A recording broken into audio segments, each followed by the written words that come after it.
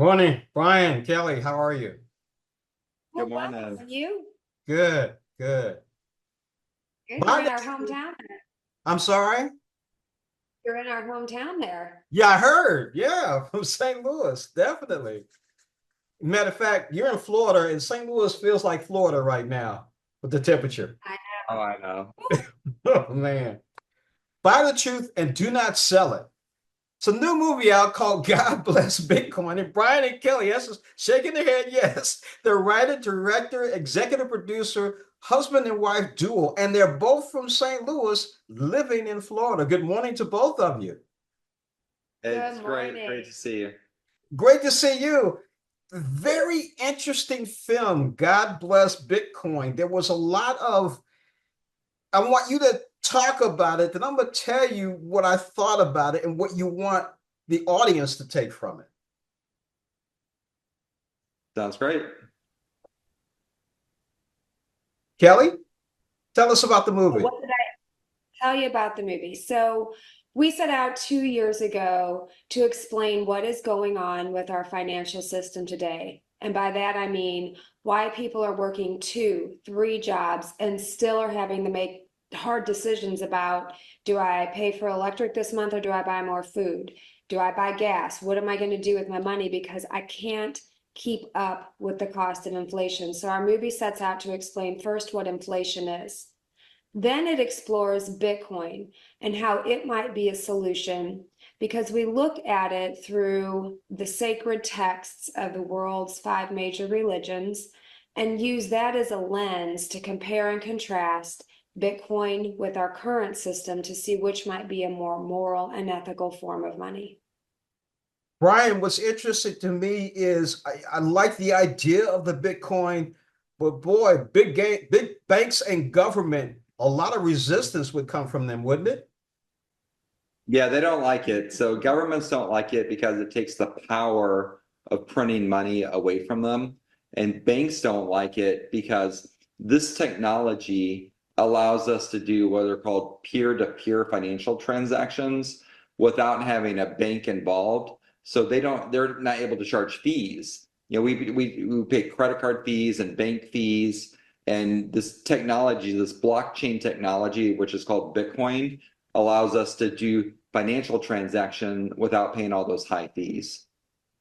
What I got from the movie was moral issues, liberty, and religion.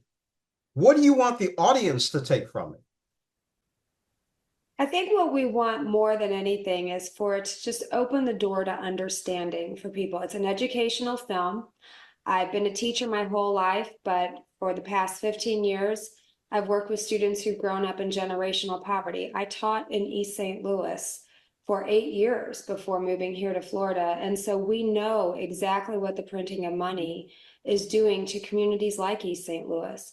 So really it's opening people's eyes to what's going on and offering them information that could help them to make better decisions about their future and for their families. Yeah, Kelly taught at Sister Thea Bowman Catholic School in East St. Louis, and I would go and help educate those kids about money. And people just don't know. I didn't know anything about Right. money either. I have a college degree, master's degree, went to the best universities. I wasn't taught about money.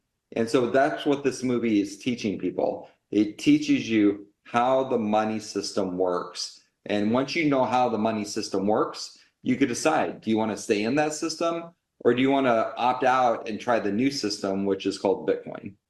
All we got to do is take a little bit of history and take a look at it. And how did Reagan finance that war in Nicaragua? Put Using, money. yeah, drug money and everything in the Black community. Yeah, that was very interesting. This movie, it was very interesting to me. It was also, you're talking about educating. I think I'm educated, but I was just a little confused every now and then on what was going on with it. So where can I and viewers go besides watching and seeing the movie? Where else can we go to learn about Bitcoin? So, really, ours was just opening the door. Like I said, it's the macro view of Bitcoin. But this is just the beginning. Like you're saying, I still have questions. One of the best resources that we know about is hope.com. If you go to that website, you will find an overwhelmingly abundant source of information. It has podcasts, it has articles, it has all kinds of resources to help you go down what I call the Bitcoin rabbit hole, so you can really understand for yourself that it in the United States especially is more like a savings account. It's not money. You would use your dollars to buy things like a checking account, but you would use Bitcoin as your savings account, as your store of value, so that your money is not being diluted by the printing of money. I don't want to bring this up, but it's almost like what's the coming election.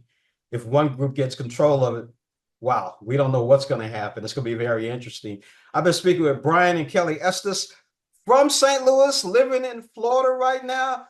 Brian, you got to do me a favor, because actually one of the people you guys interviewed, I always used to tease him and say, you could be the next James Bond. Talking about Brian Dixon. I'm not Yeah, he's the CEO of our company. Yeah, no, Brian's great. Yeah. He could be. Yeah, so tell him that James says, has he auditioned yet? Has he gotten in touch with Broccoli yet and talk about being the new James Bond? Yeah, no. That's Yeah, you're 100% right. Yeah, Brian does such a great job in the movie too. Yeah, he is. He did a great job here in St. Louis with Capital Innovators. Yes, I like Brian. Thank you. Yep. Brian Kelly Estes, thank you so much. God Bless Bitcoin. You got to go to godblessbitcoin.com to see the movie. Thank you again for joining us on Morning Blend. Thanks, Thank you. James. Thanks, James.